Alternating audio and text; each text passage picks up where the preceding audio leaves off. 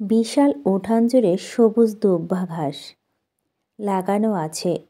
নিয়মিত পরিচর্যার কারণে সব জায়গায় একেবারে সমানে সমানে করে কাটা, একটু উঁচু নিচু নেই। নরম ঘাসের উপর নগ্ন পায়ে স্পর্শ লাগতে মনে হয় কোনো পশমী কার্পেটের ওপর নির্বিঘ্নে পদচারণ চলছে। একটা কোণে পরপর 2-3টে শিউলি ফুলের বড় আকারের গাছ। নিচে বিছিয়ে থাকা সাদা সাদা ফুলগুলো তাজা নয়, ভোরের দিকে সেগুলো গাছ থেকে ঝড়ো পড়েছে বিধায় তাদের সুরভি ভারটা এখন আর নেই, কেমন যেন মিয়ে চুপসে গেছে। খালি পায়ে 1 পা 2 পা করে সেদিকটা এগিয়ে গেল তোহা। ঝুঁকে গিয়ে কতগুলো ফুলে হাত উঠিয়ে ঘ্রাণ নেওয়ার চেষ্টা করলো। তীব্র সুঘ্রাণ না আসলেও হালকা হালকা আসছে। জুতো ফেলে খালি পায়ে ঘুরছিস কেন? পায়ে বিঁধে যাবে তো কিছু একটা। কথাটা শোনা মাত্র সচকিত হয়ে পিছে ফিরল তোহা। তিহানের মুখ দেখার আগেই তার নজর গেল তিহানের হাতের দিকে। তার খুলে রাখা আসা জুতো জোড়া হাতে নিয়ে সটানে দাঁড়িয়ে আছে তিহান, শীতল দৃষ্টি তোহার ফুলভর্তি হাতের মধ্যে। তোহা মুখ ফুটে কিছু বলার আগে 1 হাঁটু ভর দিয়ে বসে পড়ল তিহান। 1 হাতে জুতো নিয়ে আরেক হাতে তোহার পায়ের দিকে বাড়াতে আপনা আপনি 2 কদম পিছিয়ে গেল তোহা। মাটিতে পড়ে থাকা কয়েকটা শিউলি ফুল পদতলে পিষ্ট হয়ে পায়ের নিচে বিশ্রীভাবে লেপ্টে গেল। সেদিকে খেয়াল দিল না তোহা। তিহানের দিকে চেয়ে সপ্রভিত কণ্ঠে বলল, পায়ে হাত দিচ্ছেন কেন? জুতা পরাবো। ইডিয়েট, পাটা আগে আন। দাঁতে দাঁত চেপে উত্তর দিল তিহান। তোহা মধ্যে পা এগিয়ে দেওয়ার কোনো উদ্বেগ দেখা গেল না। গলার স্বর নামিয়ে উসখুস করে সে বলল, আমি পরবো না জুতা, এভাবেই ভালো লাগছে। কিছুক্ষণ চুপ থাকল তিহান। অহেতুক মাথাচাড়া দেওয়া রাগটাকে সামলে একটু নরম হলো সে। মুখে কাঠিন্য কমিয়ে কোমল কণ্ঠে বলল, খালি পায়ে ঘুরে বেড়ানোর কোনো মানে আছে তিহু? কাটা মাটা বিঁধে গেলেই তো তুই ব্যথা পাবি। তোর হাতে ফুল আমি পরিয়ে দিই। বলেই তোহা পা রাখার যেন হাতের তালু মেলে দিল সে। তোহা পা বাড়াল না। তিহানের প্রতি প্রবল শ্রদ্ধাবোধ থেকেই তার হাতের উপর পা রাখতে কেমন একটা ইতস্তত বোধ হচ্ছে। উপায় না পেয়ে হাতে ফুলগুলো ফেলে দিতে উদ্যত হয়ে বলল, আমি পরে নিচ্ছি। তোমাকে ফুল ফেলতে বলেছি আমি? পা দাও। রাশভারী কণ্ঠে ধমকি আদেশে থেমে যেতে হলো তোহাকে। হাতে ফুলগুলো হাতেই রয়ে গেল। চুপচাপ ডান পাটা তিহানের হাতের উপর রাখল সে। প্রথমে জুতো পরালো তিহান। পকেট থেকে রুমাল বের করে পায়ের তালুতে পিষ্টে হয়ে গেল তার ফুলগুলো মুছে পরিষ্কার করে তারপর জুতো পরিয়ে দিল। জুতোটা ফিতা আটকাতে হয়, তাই নিজে নিজেই পা ঢুকিয়ে পরার অবকাশ নেই, হাত দিয়ে পড়তে হয়। কাজ শেষ হতেই দূরত্ব পা সরিয়ে নিল তোহা।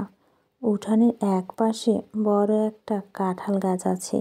যদিও এখন কাঁঠাল নেই, তবে গ্রীষ্মের সময় গাছ ভরে ওঠে। সেই কাঁঠাল গাছের বিস্তৃত ডালপালা নিচে রোদে তেজ পৌঁছাতে পারে না। সেখানে ইট সিমেন্ট দিয়ে বসার জায়গা বানানো আছে। লাল রং করা বসার সিট বিধায় বেশ দৃষ্টিনন্দন। সেখানে বসে আছে বাকি কাজিনরা, যদিও তাদের নজর এদিকে আসার সুযোগ নেই, কারণ এপাশে পিঠ দিয়ে বসছে সবাই। তবু কেমন একটা অদ্ভুত ভয় লাগছে তোহার। যদি কেউ দেখে ফেলতো, কি লজ্জাই না পড়তো সে। গ্রামের দিকটা গাঢ় সন্ধ্যা হলেই নীরবতা নেমে আসে। শুনশান প্রকৃতির মাঝে ঝিঁঝি পোকা এলো পাথারি ডাক। আলো না থাকলেও কেমন ভুতুড়ে পরিবেশ। সেই সাথে ঠান্ডা হাওয়া কেমন ঝিমানো অনুভূতি। সারাদিন হইহুল্লা করার গতকাল অনেকটা সন্ধ্যার দিকে ঘুমিয়ে পড়েছিল তোহা। রাতের খাবার খায়নি, তথাপি ক্ষুধার জ্বালায় পেটে মোচড় দেওয়া আর আগে ভাগে ঘুমানোর ফলে খুব ভোরবেলায় ঘুম ভেঙে গেল তার। বোধহয় যন্ত্রণা হচ্ছে, মেজমেজ লাগছে শরীর, শিরায় উপশিরায় আড়ষ্টতার ভাব। তার পাশে স্বর্ণালী ঘুমাচ্ছে। ঘুমানোর সময় অবশ্য সে একাই শুয়েছিল। স্বর্ণালী বোধহয় রাতের বেলা এসেছে। দুহাত দুদিক মেলে টানা দিয়ে উঠে বসল তোহা। মুখে হাত ডলতে বুঝলো তৈলাক্ত হয়ে আছে ত্বক। একটা হাই তুলে বিছানায় থেকে নামলো সে। লাইট জ্বালাতে যেয়ে জ্বালালো না। স্বর্ণালী ঘুমে অযথা ডিস্টার্ব করা লাভ নেই। ওয়াশরুম যেয়ে মুখে হাত ধুলো। গায়ে তখনও কালকের সবুজ জামাটাই। ঘুমানোর আগে আর বদলানো হয়নি। ওড়না দিয়ে মুখ মুছতে মুছতে আস্তে করে রুমের দরজা খুলল তোহা। বাড়ির সবাই ঘুম। মুখ ঘুরিয়ে বড় বারান্দায় গিয়ে বাইরে তাকিয়ে দেখল এখনও সব স্পষ্ট নয়, ধোঁয়াটে সাদা ভাব। একটু এগোলো সে।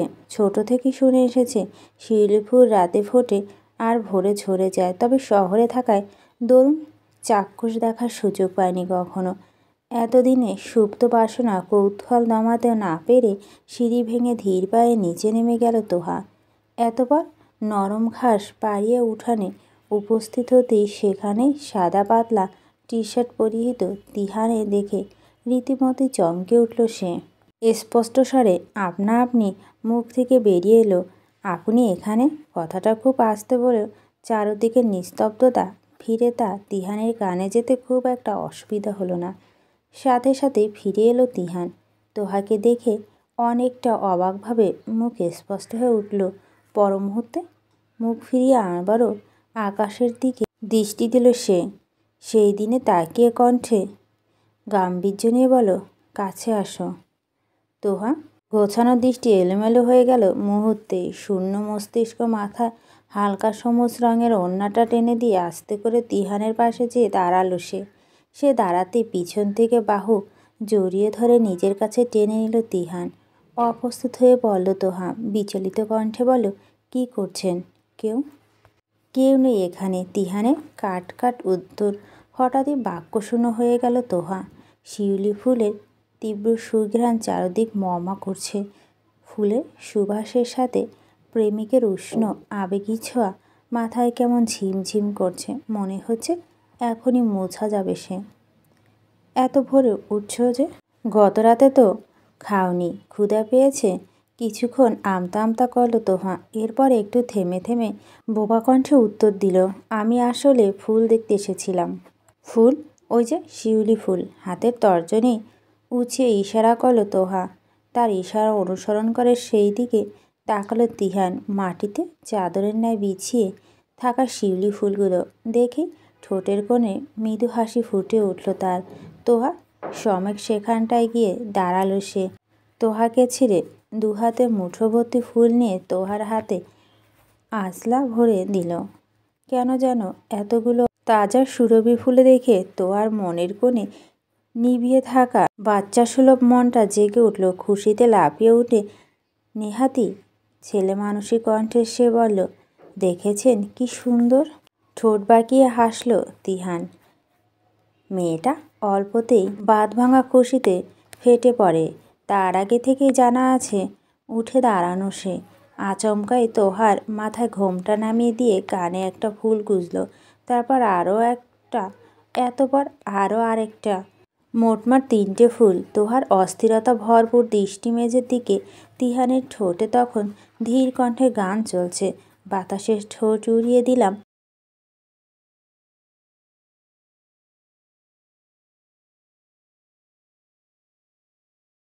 এইটুকু গিয়ে থামল তিহান। সামনে থাকা প্রেমিকার লজ্জারাঙা মুখশ্রীর দিকে তাকিয়ে ঠোঁট আর একরত্তি চলল না তার। এই রূপ সহ্য করার মতো নয়। শ্বাস বন্ধ হওয়ার উপক্রম, তবুও চোখ ফেরাতে মন সায় দেয় না।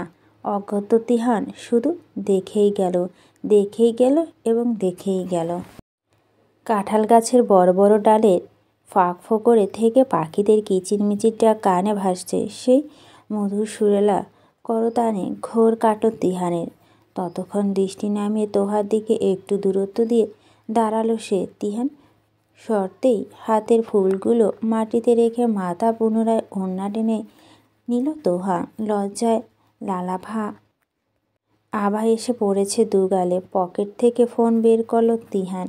সময়টা দেখে নিয়ে মাথা বাঁকিয়ে 2 আঙ্গুল কপালে কোণ ঘেঁষে বলল, আমি বাইরে বেরোবো, তুই যাবি সাথে? তোহা তাকালো। তিহান তার উত্তরের আশা প্রশ্নার্থক চাউনি নিক্ষেপ করে চেয়ে আছে। তোহা উত্তর না পেয়ে ভুরু উঁচিয়ে আবারও ইশারা করলো তিহান। একটু আগালো তোহা।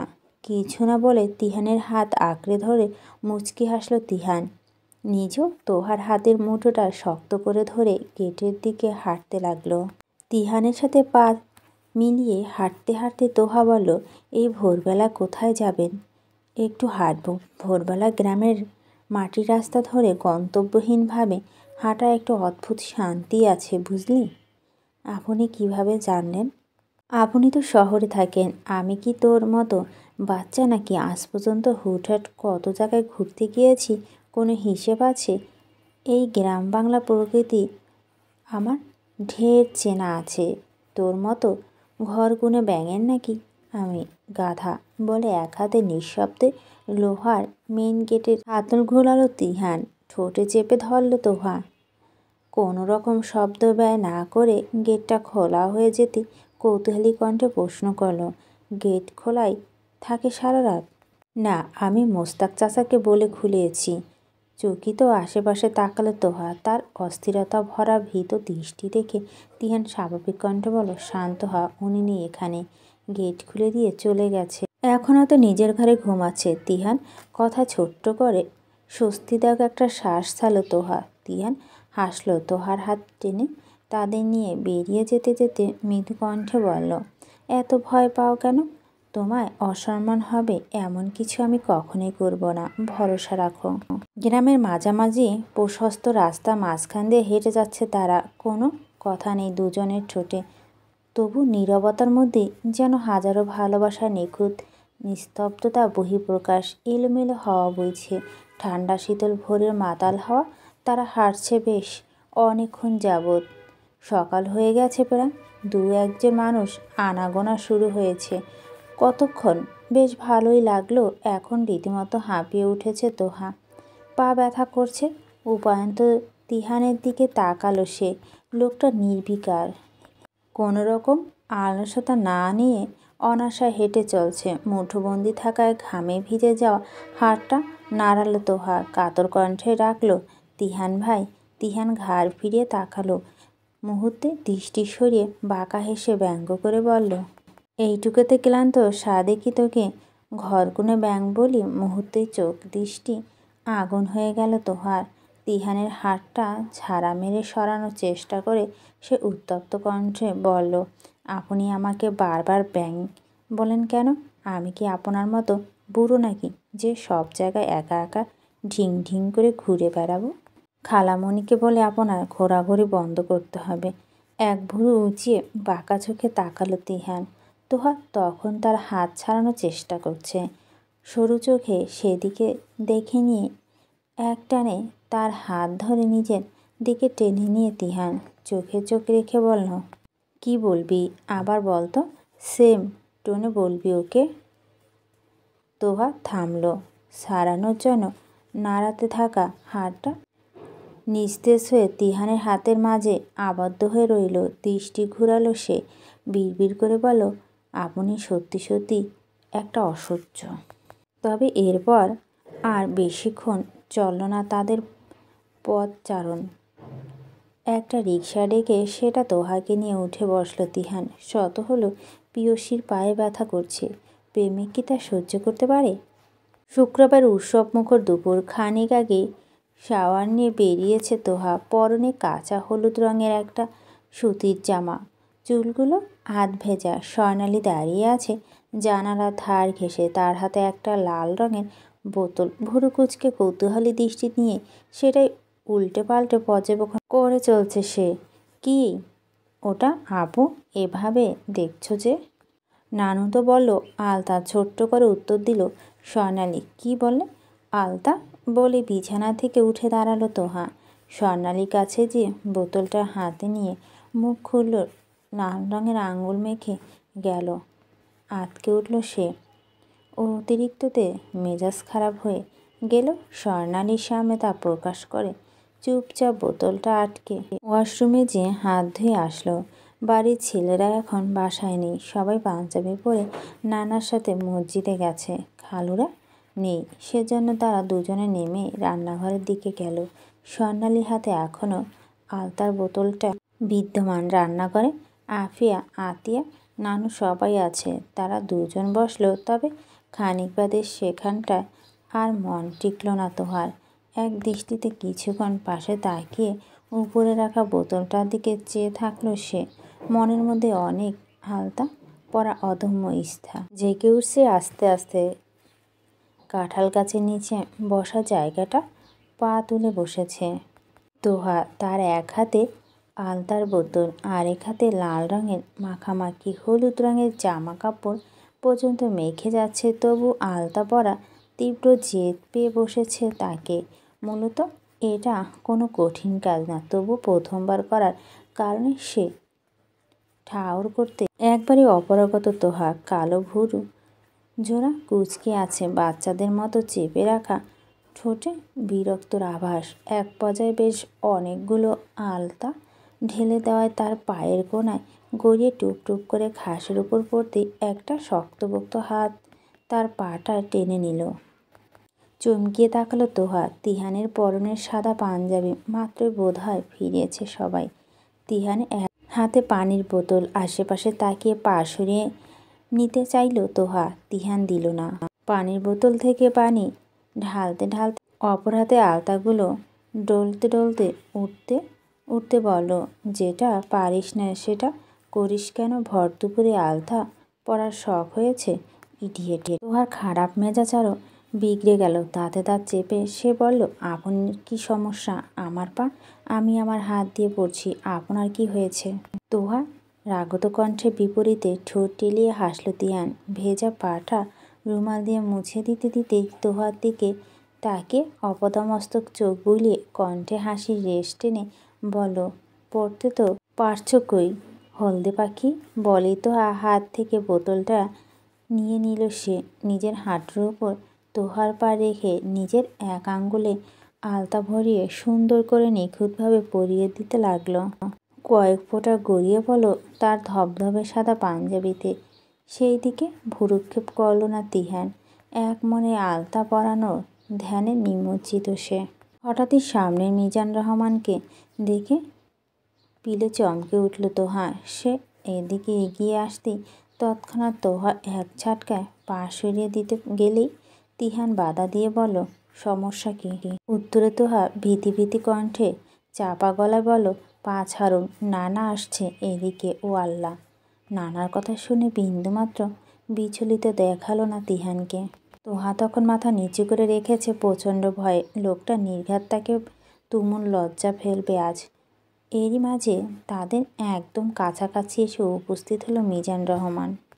গাম্ভীর্যতার ছিটে ফোঁটাও নেই নিজাম রহমানের সারা মুখে, বরং ঠোঁটের কোণে ঝুলছে মুচকি হাসি। তোহা তখনও ভয়ে মাথা নিচু করে রেখেছে। মিজান রহমান নাতনি নতমুখের দিকে চেয়ে সশব্দে হেসে পাশে বসলেন।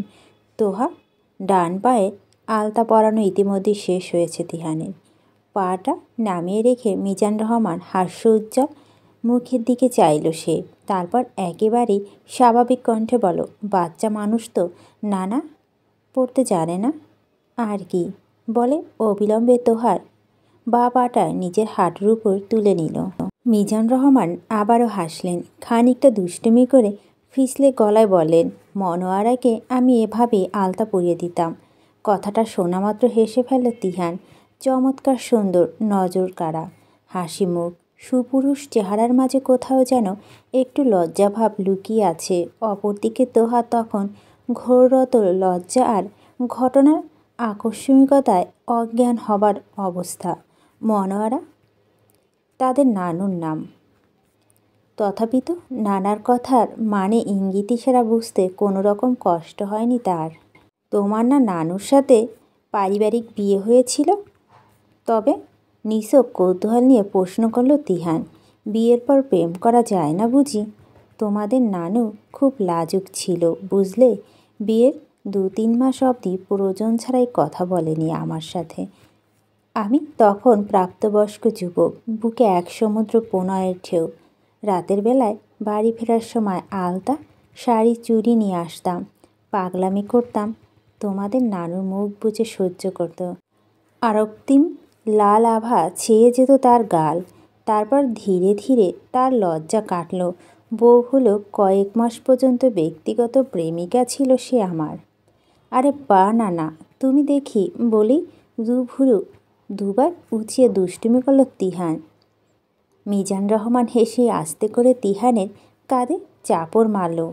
এদের দুজনকে একসাথে দেখে ভালো লাগা ভরে উঠছে মন। মনে চাচ্ছে এখনই বিয়ে কাজ সেরে ফেলতেন। তবে তিহানের সাথে আগে কথা হয়েছে তার, তাই এই বিষয় এখন আর কিছু বলেন না। তাছাড়া তার নাতনিটাও বেশ লাজুক। মৃদু হেসে তিনি তোহার মাথায় হাত রেখে স্নেহের সহিত বললেন, তুমি অনেক ভাগ্যবতী মা। এমন যত্ন সবার ভাগ্যে থাকে না, বুঝলে? উত্তরে মৃদুভাবে মাথা নাড়ালো তোহা। নানানাদি লাগামহীন কথাবার্তায় রীতিমতো লজ্জায় মাথা কাটা যাবার মতো অবস্থা তার। এমন একটা লজ্জাকর পরিস্থিতির সম্মুখীন হতে হবে জানলে কস্মিক আলোত এখানে বসে আলতা পড়তো না সে। এরই মাঝে তিহান যেন তাকে আরও একটি লজ্জায় হাবুডুবু খাওয়াতে নিজে হাত বাড়িয়ে বলল, হাতটা মুখটা একটু তুলে চোখ রাঙিয়ে তিহানের দিকে তাকালো তোহা। সেই চাউনি যেন ঝসলানো কণ্ঠে বারবার বলছে, আপনি কি একটু লজ্জায় নেই? তিহান নির্লজ্জর মতো হাসল। নিজের তোহার হাতটা টেনে আঙ্গুলের ওপর অংশগুলো আলতা ভরাতে শুরু করতেই লজ্জায় ঠোঁট চেপে ধরল তোহার। মনে হচ্ছে এখন ছুটে চলে যেতে পারলে ভালো হতো, তবে এমনটা করলে খুবই বিশ্রী বেয়াদবি হবে। তোহা অস্বস্তি বুঝতে পেরে উঠে দাঁড়ালেন নিজাম রহমান। যাওয়ার আগে তিহানের এক কাঁধে হাত রেখে ঝুঁকে বললেন, 15 পরটুকু তো অনেক চলছ, এবার একটা স্থায়ী গন্তব্য পৌঁছানো উচিত, কিন্তু অন্তত আংটিটা পরিয়ে রাখলে। আচ্ছা, আমি ভেবে দেখব নানা। মাঝপথে ধীর কণ্ঠে উত্তর দিল তিহান। নিজাম রহমান চলে যেতে তেলে বেগুনে জ্বলে উঠল তোহা। ঝাঁঝালো কণ্ঠে বলো, আপনার কি মাথা গিয়েছে পুরো? নানার সামনে এমন করে? কেউ না জানি উনি কি ভাবলো। আল্লাহ, তোমার কি মাথায় গেছে? উনি কথা শুনে বুঝুনি কিছু অদ্ভুত? এটাও তো আপনার কাজ? নির্লজ্জর মতো নানাকে বলছেন। ছি, আমি কিছু বলিনি, উনি এমনিই বুঝেছে। তারপর নিজেও জিজ্ঞেস করেছে, তোমার মতো এত লজ্জা নিয়ে থাকলে আমার আর তোমাকে পাওয়া লাগবে না। নির্বিকার ভঙ্গিতে কথাটা বলল তিহান। আর এতটুকু বলতেই কণ্ঠনালী আটকে গেল তোহার। পর মুহূর্তে নিজেকে সামলে নিল সে। তারপর আগের মতোই অগ্নিকণ্ঠে বলল, আপনার কি দরকার ছিল আমাকে সবার সামনে ওভাবে? আবার আম্মু জিজ্ঞেস করলো, উত্তর কি দিলেন? আমি খাইয়ে দিই খালামণি, ওর হাত মাখাতে শুধু শুধু। তিহানের মতো করে কথাটা বলে থামল তোহা। পর মুহূর্তে দ্বিগুণ মেজাজ দেখিয়ে বলো, আপনার কি আম্মুকে এতটাই বোকা মনে হয়?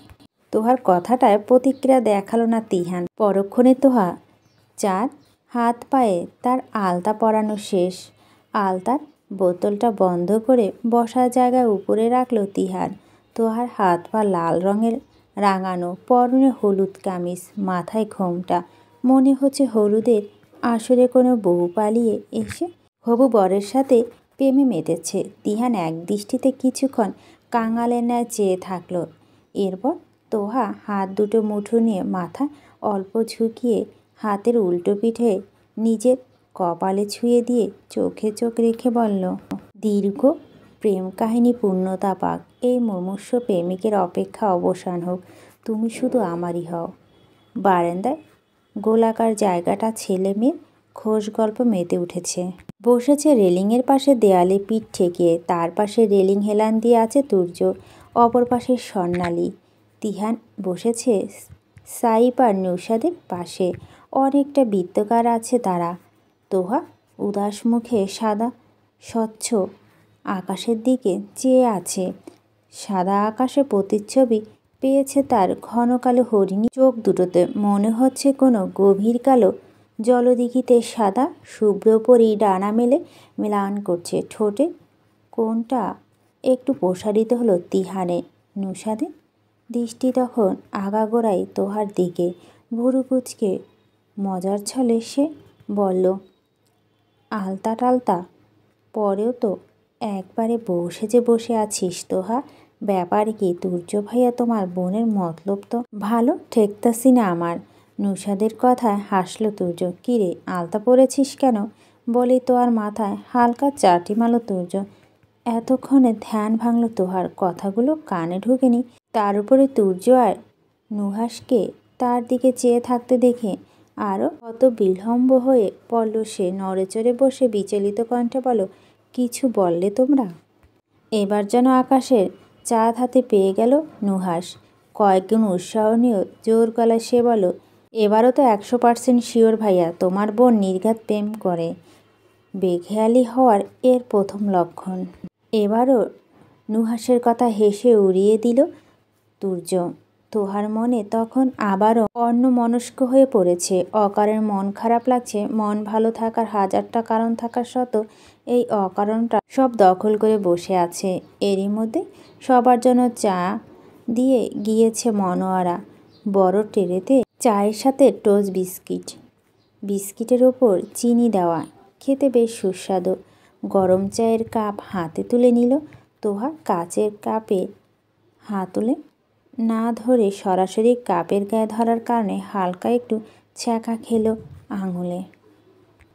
তার সেদিকে মন নেই। সে ব্যস্ত শরতের আকাশের সাদা মেঘের ভেলাগুলো চোখে দৃষ্টি দেখেই একান্ত আপন করে নিতে, ধ্যানহীন মস্তিষ্ক গরম কাপে চুমুক দিতে যেতে কেউ হাতের কবজি ধরে ফেলল তার। চকিতে তাকালো তোহা। তিহান একসাথে তার হাত ছেড়ে গলার স্বর নামিয়ে চোখের দিকে তাকিয়ে বলল, গরম এখনো? দৃষ্টি নামিয়ে নিল তোহা। ভাবল, আচ্ছা, তার মন খারাপের সাথে কি কোথাও তিহান জড়িয়ে আছে? পর মুহূর্তে ভাবনাটা হেসে উড়িয়ে দিয়ে মনে মনে বলল, ধুর, এই লোকটা তার মন ভালো করার এক অবিচ্ছেদ্য কারণ। সন্ধ্যাবেলায় আবছা অন্ধকারে পুকুর পাড়, ভুতুড়ে নির্জন পরিবেশ হওয়ার সত্ত্বেও এখানটায় অনেক শান্তি আছে। পুরো বাড়ি একেবারে কোণার দিকে বড় পুকুরটা। বারান্দার কোণার সাইড ঘেঁষে না দাঁড়ালে পুরোপুরি দেখা যায় না।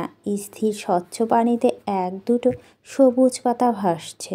সবাই বাড়ির ভিতরে। ভরা আড্ডায় আসর থেকে সেই নেমে এসে চুপিসারে। কারণ মন ভালো না, সব কেমন পানসে লাগছে। পাড়ের দিকে এক কদম এগুলো তোহা। পুকুরে মাছ থাকলে বেশ হতো, তবে এটা মাছ টাছ নেই। শুধুমাত্র বাড়ির সৌন্দর্য বৃদ্ধির জন্য খনন করেছে নানা। যদিও অন্ধকার, তবুও স্বচ্ছ পানিতে গভীরভাবে তাকাচ্ছে নিজেকে দেখা যায় নাকি তার দেখার জন্য কয়েক পা এগিয়ে যেতেই অসাবধানতা হুট করে পিছলে গেল তোহা। এত পার পানিতে বিকট শব্দ তুলে কিছু পড়ে যাওয়ার শব্দ।